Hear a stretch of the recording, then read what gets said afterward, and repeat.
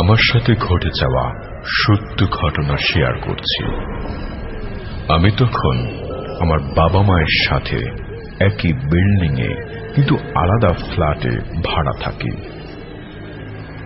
আমার তখন একটাই মেয়ে, তার বয়স মাত্র 4 বছর, মানে 2008-এর দিকের ঘটনা।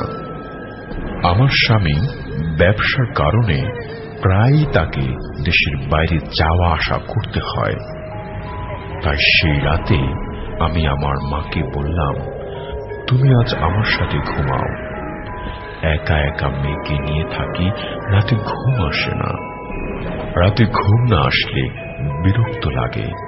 ও আমার একটা বদ অভ্যাস ছিল, রাতে জেগে জেগে মুভি দেখা আর বই পড়া। আমি তখন অনার্সে পড়ি, তো আমি টিভি দেখছিলাম। প্রায় রাত 1:30 হবে। আমি বসার রুমে টিভি দেখি আর আমার বেডরুমে আমার মা আর আমার মেয়ে ঘুমায়। হঠাৎ দেখলাম আমার মেয়ে রুম থেকে বের হয়ে টয়লেটে চলে গেল। আমি কিছু না ভেবে ওর পিছে পিছে গেলাম, কারণ ছোট মানুষ একা একা কখনো টয়লেটে যায়নি। কিন্তু টয়লেটে গিয়ে দেখি কেউ নাই। ভাবলাম হয়তো আমারই দেখার ভুল। আমি পুনরায় টিভি দেখতে লাগলাম।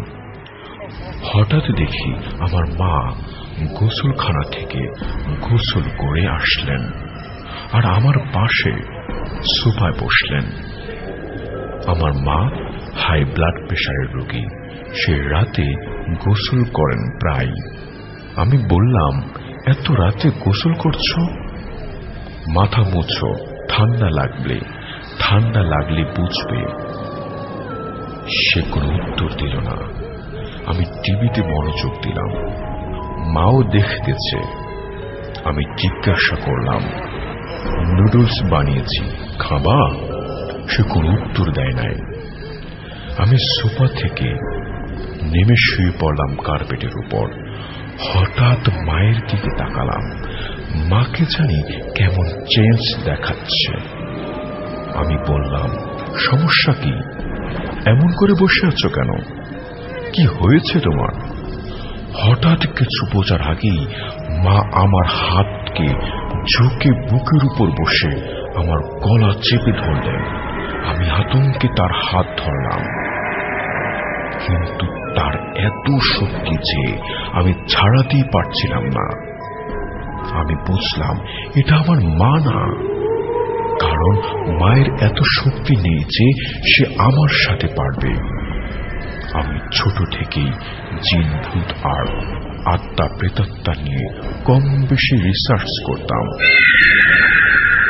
এখনো করি। আমি বুঝলাম এটা অন্য কিছু। আমি দুরূদ পড়তে লাগলাম। এভাবে প্রায় 10 থেকে 15 মিনিট তার সাথে লড়লাম।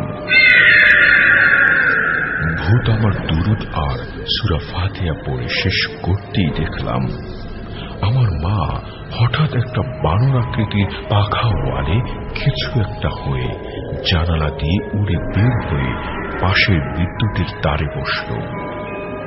আমি কোনো মতে নিঃশ্বাস নিয়ে মা বলে চিৎকার দিলাম। আমার মা ঘুম থেকে দৌড়ে এসে আমাকে জিজ্ঞাসা করল, কি হয়েছে, কি হয়েছে? আমি সব বললাম।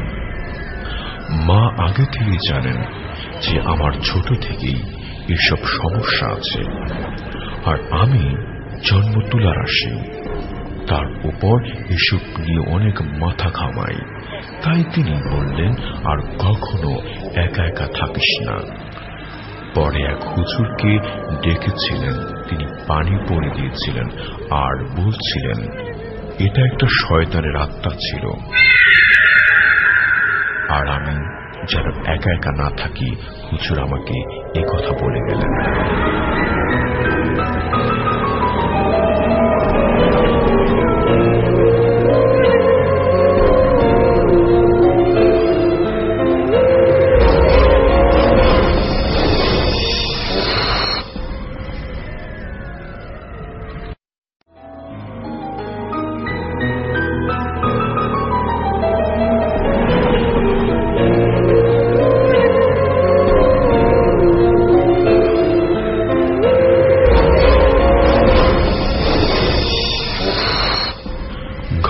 এটি আমার এক বড় ভাই সালামের কাছ থেকে শোনা। ঘটনাটি ঘটেছিল রাজশাহীতে। জামালপুরের এক রিকশা চালক ছিল। সে অতিরিক্ত ইনকামের জন্য রাতের বেলা বেশিরভাগ সময় রিকশা চালাত, কারণ রাতের বেলা ভাড়াটা বেশি পাওয়া যায় বা দূরের যাত্রী পাওয়া যায়, যেহেতু সেখানে রেল স্টেশন আছে। একদিন সে রেল স্টেশনে দাঁড়িয়ে আছে, আর কোনো রিকশাওয়ালা তেমন একটা নেই। অনেক রাত। একটা লাস্ট ট্রেন যেটা আসবে সেটা 2 ঘন্টার মতো দেরি করে ফেলেছে। হঠাৎ ট্রেনটি আসলো এবং একজন মাত্র প্যাসেঞ্জার নামলো। লোকটা শু বুট পরেছিল এবং হাতে ছিল একটা ব্রিফকেস। লোকটা এসে রিকশাওয়ালাকে বলল, যাবা? রিকশাওয়ালা বলল, কোথায় যাবেন? লোকটা বলল, আমি যেদিকে বলবো সেদিকে চলো। রিকশাওয়ালা চালাচ্ছে। চালাতে চালাতে জামালপুরের সবচেয়ে বড় যে কবরস্থানটা সেখানে গেল।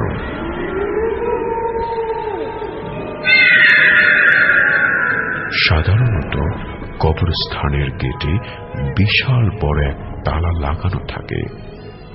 লোকটা যখন গেটের সামনে গিয়ে দাঁড়ালো, তখন তালাটা অটোমেটিক ভাবে খুলে গেল। রিকশাওয়ালা তখন এই দৃশ্য দেখছেন। লোকটা ভেতরে চলে গেল। অনেকক্ষণ পর সে হাতে করে কিছু একটা নিয়ে আসতেছে। কাপড়ে ঢাকা একটা ছোটখাটো লাশ, এই টাইপের কিছু একটা নিয়ে আসছে। তো সে রিকশার কাছে আসলো এবং রিকশাওয়ালাকে বলল, আমাকে যেখান থেকে নিয়ে আসছো সেখানে চলো। রিকশাওয়ালা তাকে নিয়ে প্যাডেল করতেছে খুব ভয়ে ভয়ে। পেছনে সে শব্দ শুনছে, হাড় চাপাইয়া চাপাইয়া খেলে যে শব্দটা হয় সেরকম, এবং কিছু ছুঁড়ে ফেলে দিচ্ছে এরকম শব্দ শুনতে পাচ্ছে। সে ভয়ে হোক যেভাবে হোক সে আবার স্টেশনে পৌঁছাতে পারছিল। পৌঁছানোর পর লোকটা বলল, এতক্ষণ যা দেখলা বা শুনলা এটা কাউকে বলতে পারবা না, আর তোমাকে কত ভাড়া দিতে হবে। রিকশাওয়ালা কিছু বলে নাই এবং তার হাতে একটা তামার পয়সা দেয়। ওই ট্রেনটি তখনও ওখানে এবং যে স্টেশন মাস্টার সেও সেখানে নাই। পরে জানা গেছে ওই দিন নাকি ট্রেন ধর্মঘট ছিল। তারপর রিকশাওয়ালা সেন্সলেস হয়ে পড়ে যায়। সকালবেলা আশেপাশের যে রিকশাওয়ালারা ছিল এসে দেখে সে সেন্সলেস হয়ে পড়ে আছে। সারা রাত বৃষ্টি হওয়ায় সে বৃষ্টিতে ভেজা। পরে রিকশাওয়ালা ঘটনাটি তার বউয়ের সাথে শেয়ার করে। কথাটি শুনে আগ্রহ হয়ে এগিয়ে যায় আশেপাশের অনেক লোক। ঘটনাটি যখন সে শেষ করছে এবং পয়সাটার দিকে তাকাচ্ছিলেন, তখন সে হঠাৎ করে অ্যাবনর্মালের মতো হয়ে গেল এবং তার নাকে মুখে রক্ত উঠে মারা যায় সাথে সাথেই ওই জায়গায়। ওই পাড়ার লোকজন এই ঘটনাটি সচক্ষে দেখেছিল।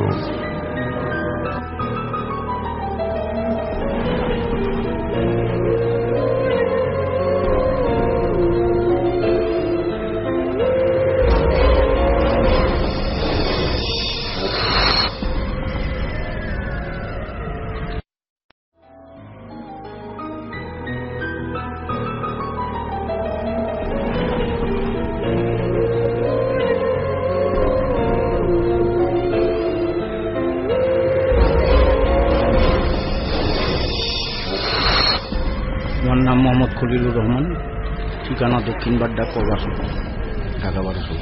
আচ্ছা আচ্ছা, আপনার সাথে যে আপনি যে ঘটনাটা শেয়ার করবেন আজকে আমাদের সাথে, সেই ঘটনা মূলত কার সাথে ঘটেছিল? সেই ঘটনাটা ঘটেছিল, আমি ছিলাম, আমার স্ত্রী ছিল এবং আমার সদ্য সন্তান 1983 সনের। আচ্ছা, এটা 1983 সনের ঘটনা।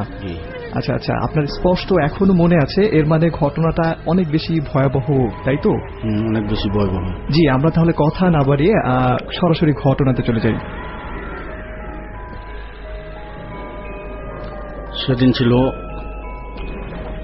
আগস্ট মাসের 27 তারিখ। আমার একটা কন্যা সন্তান জন্ম হয়।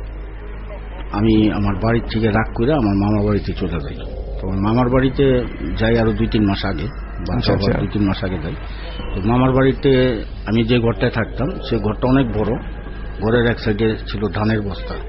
আচ্ছা, আপনার সেই মামার বাড়ি কি বাড্ডাতেই ছিল নাকি অন্য কোথাও? বাড্ডাতেই ছিল। আচ্ছা, ওকে, আপনি বাড্ডার লোকাল? বাড্ডার লোকাল। আচ্ছা, ওকে। তো এক সাইডে খুব ধানের বস্তা, আর এক সাইডে আমাদের রান্না বান্না করার খাবার জিনিস, আর এক সাইডে একটা চৌকি, 2 সাইডে 2টা দরজা। আচ্ছা আচ্ছা। তো ওই দিন আমার বাচ্চাটা হওয়ার পরে আমি ডাক্তার কাছে যাই। ডাক্তার কাছে যাওয়ার পরে ডাক্তার আইসা তারা টিটিনাস এসব ইঞ্জেকশন করে দেবে।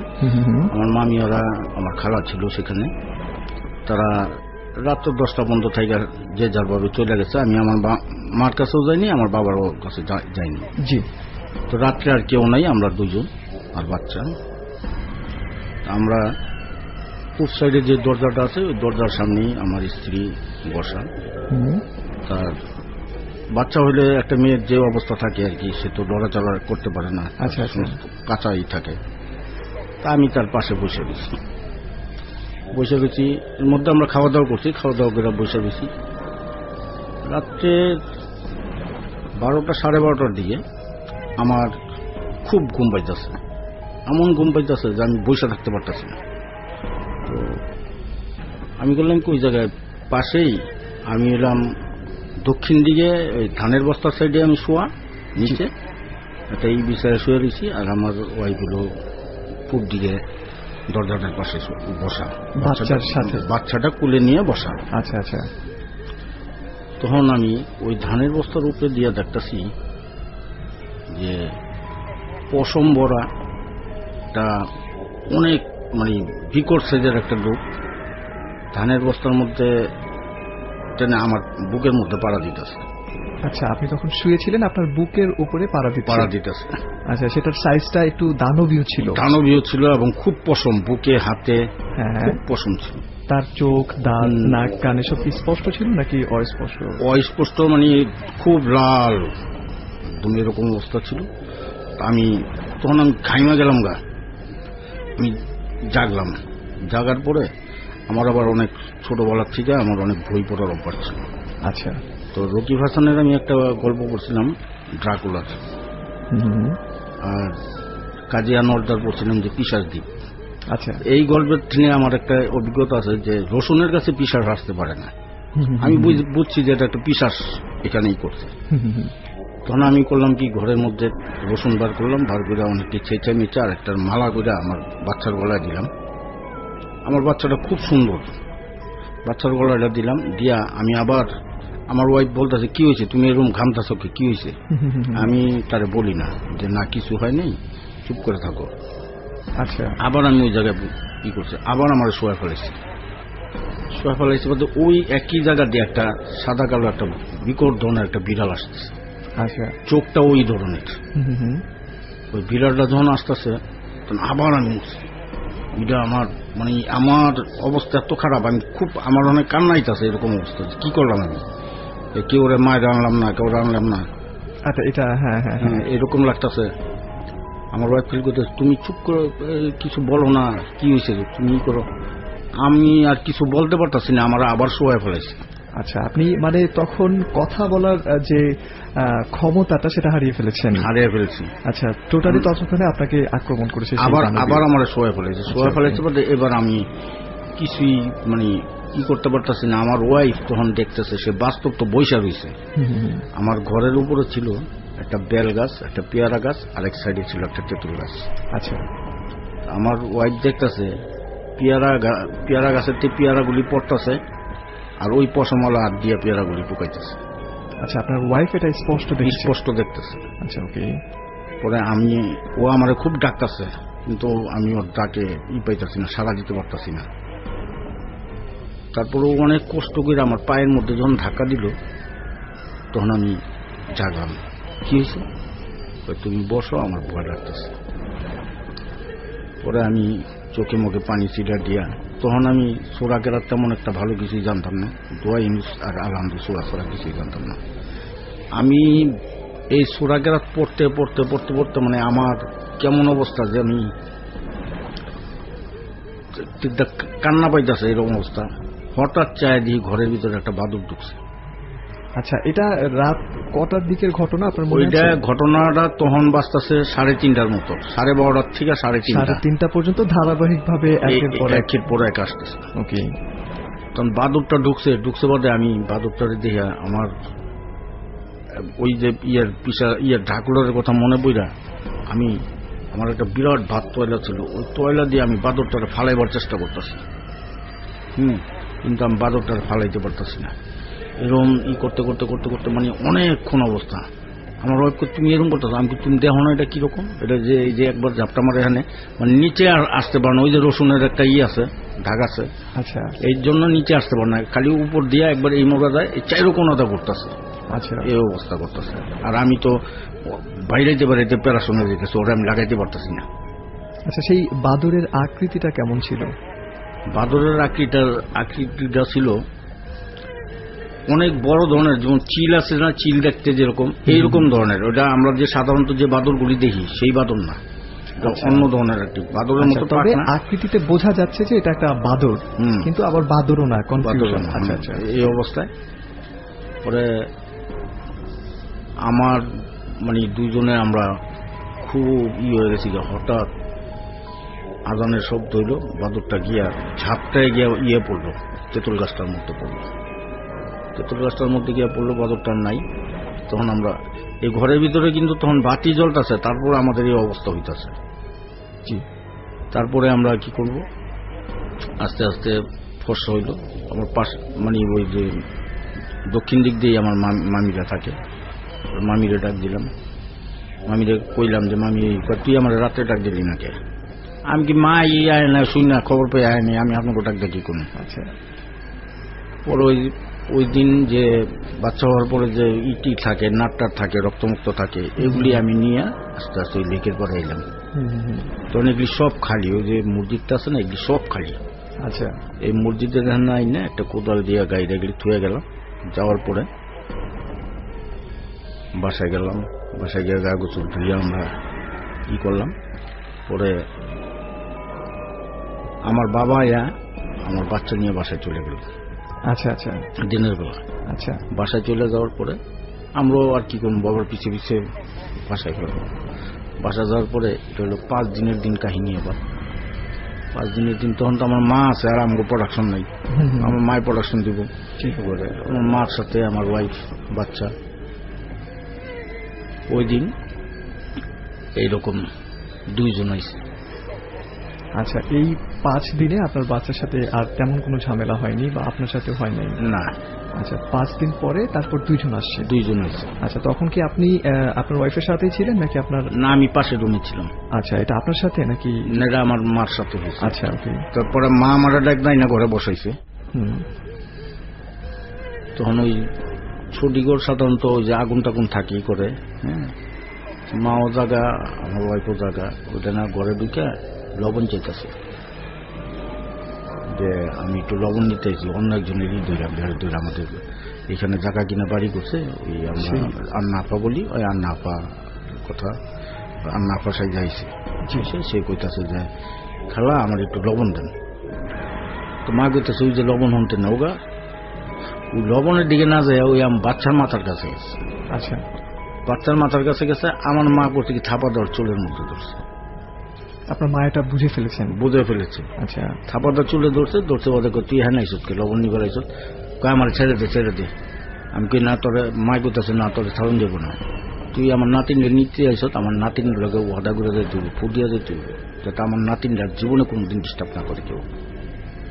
ওই আগের কাহিনী মায়ও করলো যে আগেও তুই আইস, পরে কয় যে তোর পোলার লেগে তো তোর নাতিন বাচ্চা গেছে গা, আজকে আইছিলাম তোর লেগে বাচ্চা গেল গা, ঠিক আছে তোর নাতিনের কাছে আর জীবন আইতাম না, তোর নাতিনটা আমার কুলে দে।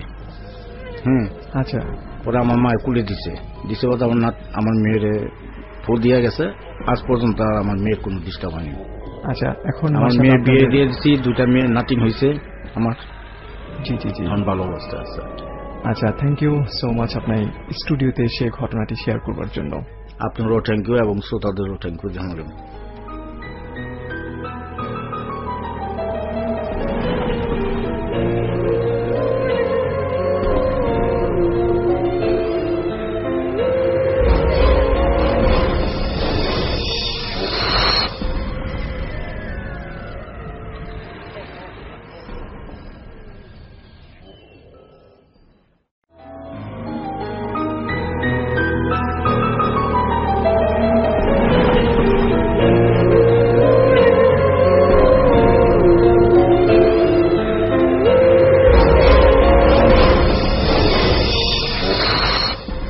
আমাদের গ্রামের বাড়িতে কোনো একটা অনুষ্ঠান উপলক্ষে একবার অনেক আত্মীয় স্বজন এসেছিল।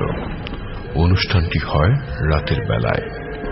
অনুষ্ঠান শেষ হতে হতে অনেক রাত হয়ে যায়, ফলে যাদের বাড়ি দূরে তারা সবাই ঠিক করেছে আজ এখানেই থাকবে। মামার বাড়িতে মোট 5টা ঘর আর একটা বাংলো ঘর। বাংলো ঘরটা তেমন একটা ব্যবহার করা হয় না। বাংলো ঘরের ডান পাশে কিছুটা দূরে গোয়াল ঘর। যেহেতু অনেকেই রাতে থাকবে বলে তাই ঘরের ভেতরে জায়গার শর্ট পড়ে যায়। তাই মামা মামি সিদ্ধান্ত নিল তাদের ঘরটা ছেড়ে বাংলো ঘরে চলে যাবে। রাতটা তারা সেখানে কাটাবে। তখন রাত প্রায় 2টা। মামা সিগারেট খাবেন বলে বাইরে বের হলেন। ঘর থেকে বের হয়ে উঠানে দাঁড়িয়ে সিগারেট টানছিলেন। এমন সময় তিনি একটা শব্দ শুনতে পান। তিনি এদিক ওদিক তাকান। হঠাৎ তার দৃষ্টি যায় গোয়াল ঘরের দিকে। তিনি দেখতে পান গোয়াল ঘর থেকে তাদের সাদা রঙের গরুটা কিভাবে যেন বের হয়ে পড়েছে। মামার তখন মনে পড়ে গোয়াল ঘর সন্ধ্যার পর সময় তো তালা লাগানো থাকে। গরুটা বের হয়ে সোজা হাঁটা শুরু করতে লাগলো। গোয়াল ঘরের ঠিক পেছনেই একটা বড় আকারের ঝোপ, অনেকটা জঙ্গলের মতো। মামা গরুটার পেছে পেছে হাঁটা শুরু করলেন। এদিকে মামার দেরি দেখাতে মামির ঘুম ছুটে যায়। তিনি বাইরে এসে দাঁড়ান এবং দেখতে পান মামা হাঁটছে, তার সামনে একটা সাদা কিছু হেঁটে যাচ্ছে। মামি ভয় পেয়ে চিৎকার করে মামাকে ডাক দেন, কিন্তু মামা মামির ডাক শুনতে পেয়েও না থেমে উল্টো হাঁটতে থাকেন। মামি ভয় পেয়ে ছুটে গিয়ে মামাকে থামান।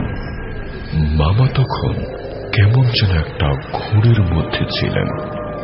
তিনি বারবার বলতে থাকেন, আমাদের গরুটা চলে যাচ্ছে, ওই দেখো আমাদের গরুটা চলে যাচ্ছে।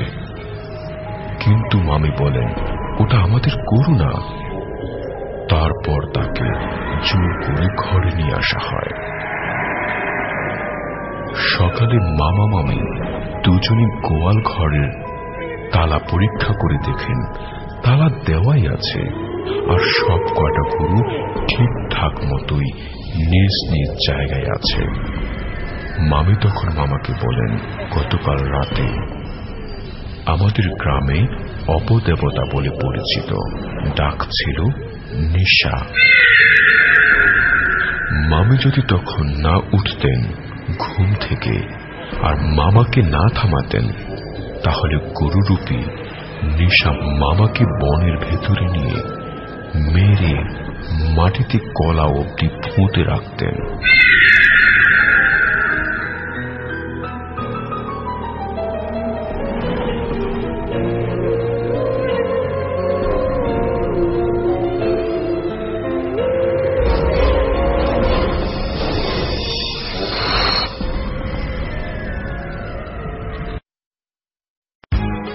Asian Radio 90.8 FM.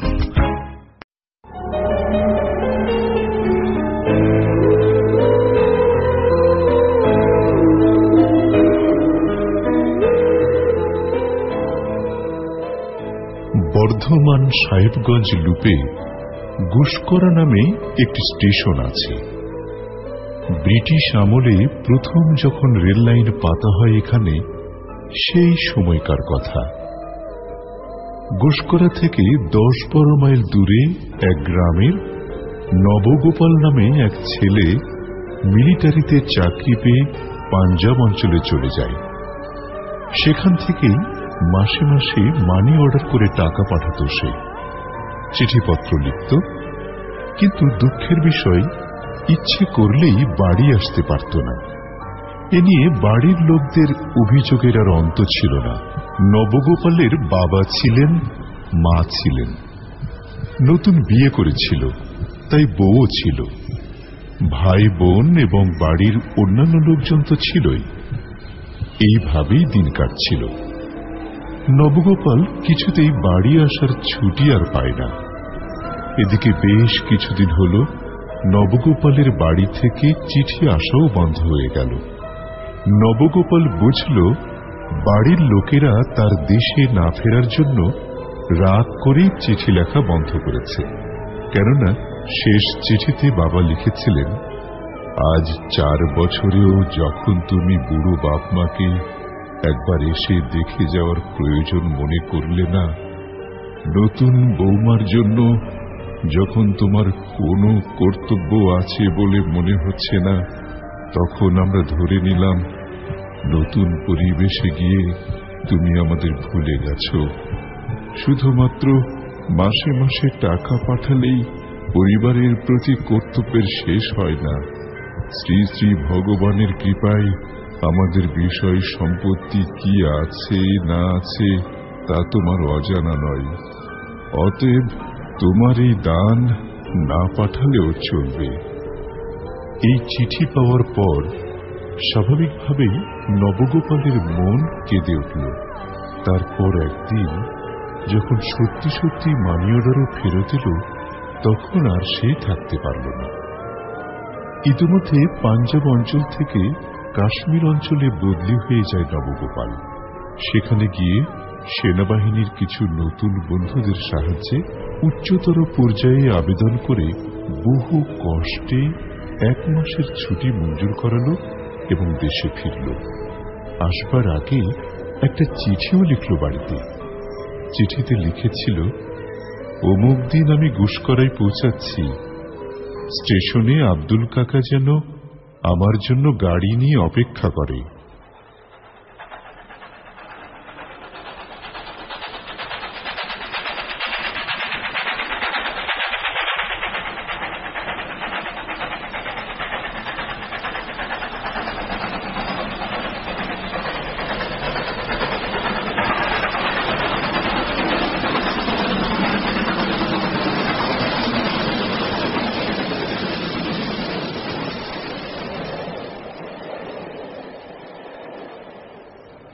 সেই মতোই নির্দিষ্ট তারিখে নবগোপাল যখন গুসকরায় ট্রেন থেকে নামল, রাত্রি তখন 12টা। ঘন অন্ধকারে স্টেশন এলাকা খা খা করছে। 2-3 জন মাত্র যাত্রী নামল ট্রেন থেকে। নবগোপাল ভাবল, হয় বাড়ির লোকেরা ওর চিঠি পায়নি, নয়তো বাবা রাগ করে গাড়ি পাঠায়নি, অথবা গাড়ি নিয়ে এসে ওর বিলম্ব দেখে আব্দুল কাকা ফিরে গেছে। কেননা ও শুধু আসবার তারিখটাই লিখেছিল, দিনে আসবে কি রাতে আসবে তা তো লেখেনি। কেননা তখনকার দিনে ওই দূর দেশ থেকে নির্দিষ্ট সময়সূচি নির্ধারণ করে ঠিক সময়টিতে আসা এত সহজ ছিল না। নতুন স্টেশন মাস্টার নবগোপালকে দেখে জিজ্ঞেস করলেন, কি ব্যাপার, আপনি কারোর জন্য অপেক্ষা করছেন নাকি? নবগোপাল বলল, হ্যাঁ, আমার বাড়ি থেকে গাড়ি নিয়ে লোক আসবার কথা ছিল, কেন এলো না তাই ভাবছি, অথবা এসে ফিরে গেল কি না। স্টেশন মাস্টার বললেন, না, এসে ফিরে যায়নি, কেননা আমি তো সবসময় এখানে আছি, আমি কোনো গাড়িকেই অপেক্ষা করতে দেখিনি। তাহলে কি ওরা চিঠি পায়নি আমার? তাই হবে। তা আপনার বাড়ি এখান থেকে কত দূর? নবগোপাল বলল, অনেক দূর, 10-12 মাইল। ওরে বাবা, তবে তো হেঁটে যাওয়াও চলবে না। না, দিনে মানে হলে যেতাম, এই রাত্রে কখনো নয়। ভূতের উপদ্রব আছে, চোর ডাকাতের ভয় আছে, ঠ্যাঙাড়ের উৎপাত আছে। স্টেশন মাস্টার বললেন, তাহলে এক কাজ করুন, আজ আর কোনো ট্রেন তো আসবে না, আমি অফিস ঘরের চাবি দিয়ে আমার কোয়ার্টারে শুতে যাচ্ছি, আপনি বরং ওয়েটিং রুমে শুয়ে রাতটুকু কাটিয়ে দিন, তারপর সকালে দেখি আপনার জন্য কি করতে পারি। যদি কারো গরুর গাড়ি একটা পাই তো বলে কয়ে দেব। নবগোপাল বলল, পেলে ভালো, নইলে হাঁটা দিতেও আমার আপত্তি নেই। এই বলে সে ওয়েটিং রুমে কাঠের বেঞ্চির উপর লম্বা হয়ে শুয়ে ঝাড়পোকার কামড় খেতে লাগল।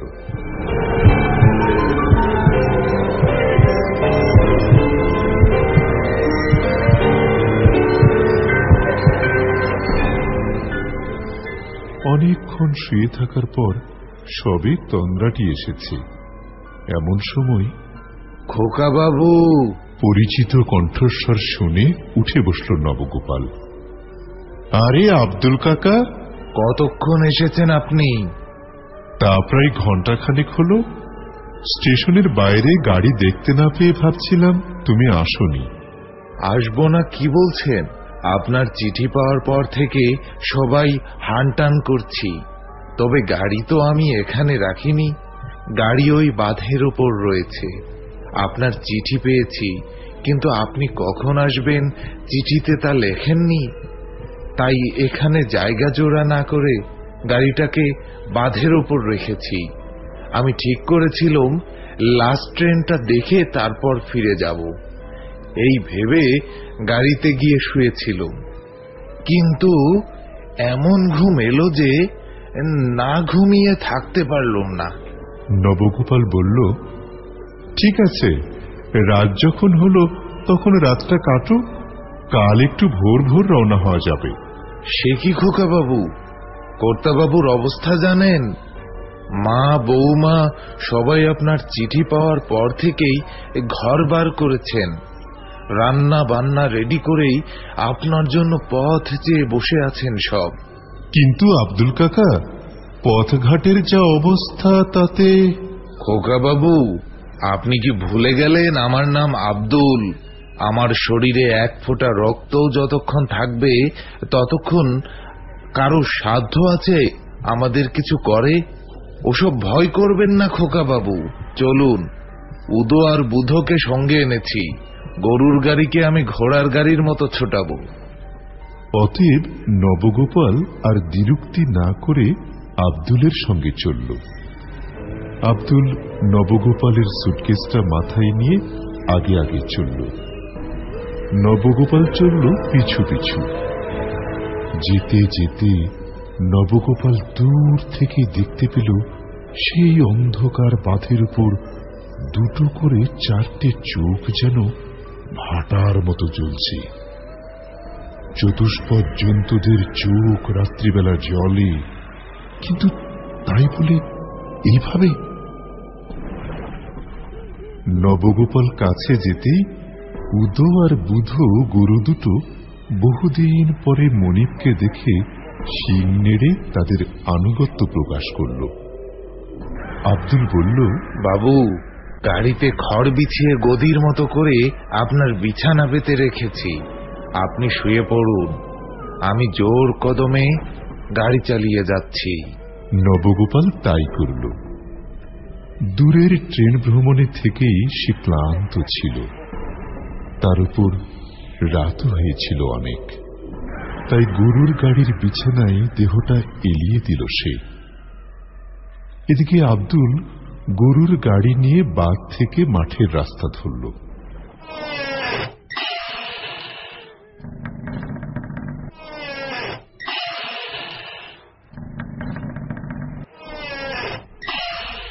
প্রথমটা বেশ একটু মন্থর গতিতে চলার পর গাড়ি এত জোরে ছোটাতে লাগলো যে ওর মনে হলো ও যেন এখনো ট্রেনের মধ্যেই রয়েছে।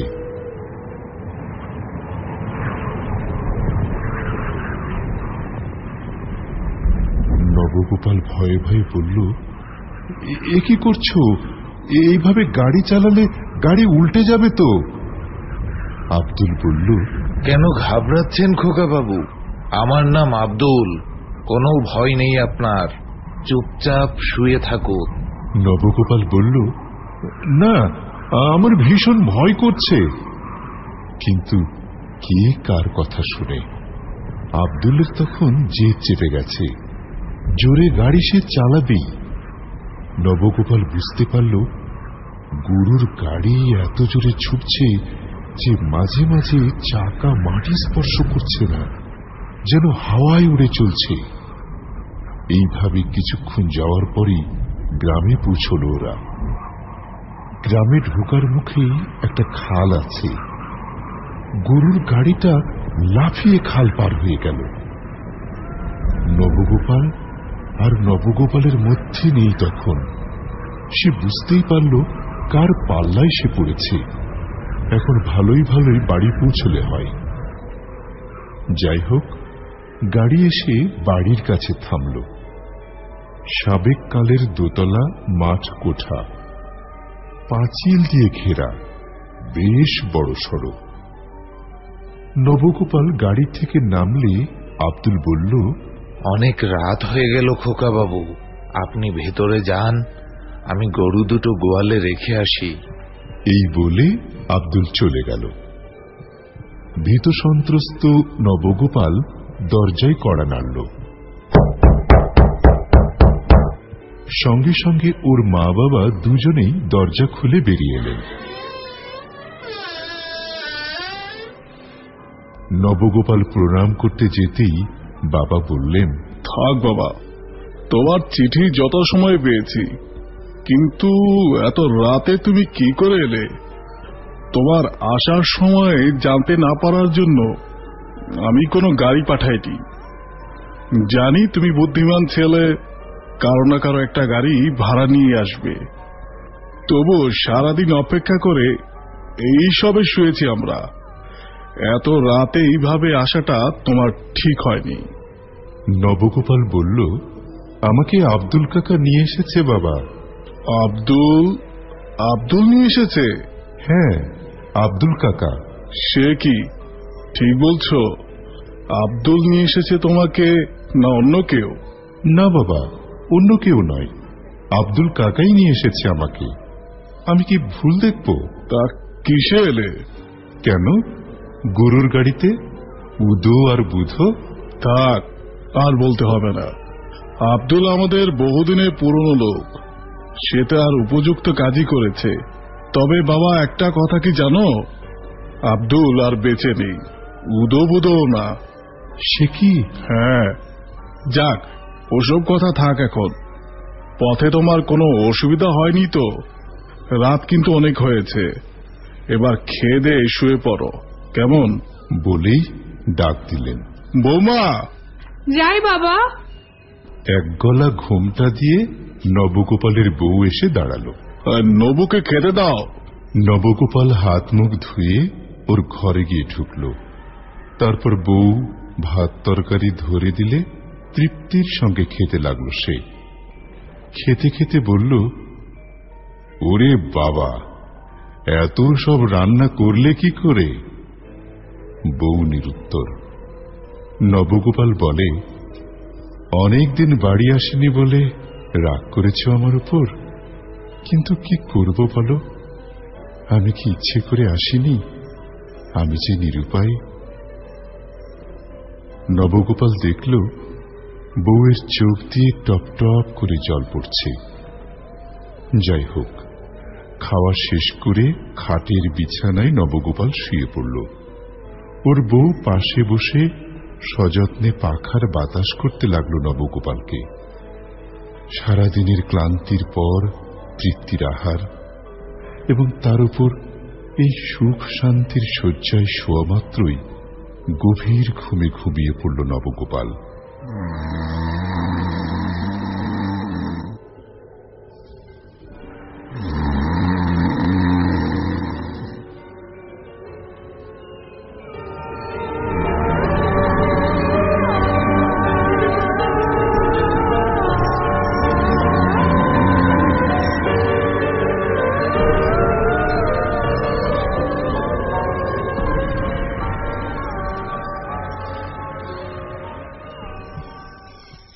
ঘুম ভাঙল পরদিন সকালে লোকজনের চেঁচামেচিতে।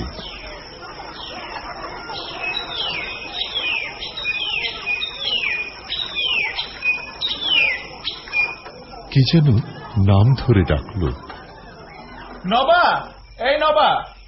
ঘুম ভাঙতেই নবগোপাল হকচকিয়ে গেল। দেখল অর্ধভগ্ন ঘরে অপরিচ্ছন্ন ধুলি ধূসরিত খাটের ছেঁড়া বিছানায় সে শুয়ে আছে। ঘরের চারিদিকে ঝুল, মাকড়সার জাল। হতচকিত নবগোপাল জানালার কাছে গিয়ে দাঁড়াতেই ওর পরিচিত লোকজনেরা পাশের মাঠ থেকে অবাক হয়ে ওর দিকে তাকিয়ে বলল, আরে নবা, নবা তুই তুই কখন এলি? নবগোপাল জড়ানো গলায় বলল, কাল রাত্রে। ঠিক আছে, তুই ওখানেই থাক, আমরা গিয়ে তোকে নিয়ে আসছি। এই বলে সকলে দরজা ভেঙে ভেতরে ঢুকে নবগোপালকে বাইরে নিয়ে এলো। নবগোপাল কান্না ধরাই গলায় বলল, আমার ঘর বাড়ির এরকম অবস্থা কেন? আমার মা, বাবা, আমার ভাইরা, আমার বউ কোথায়?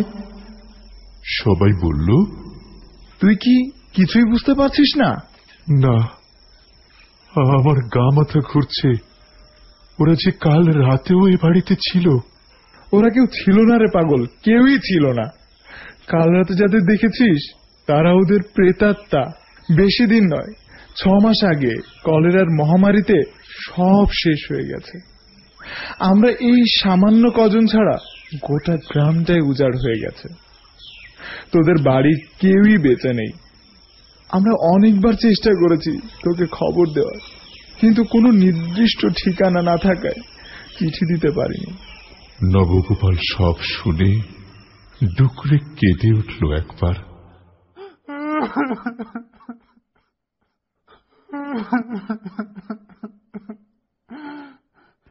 তারপর গত রাত্রের ঘটনার কথা সবাইকে বলে দিন 2 গ্রামে থেকে আবার কর্মস্থলে ফিরে গেল।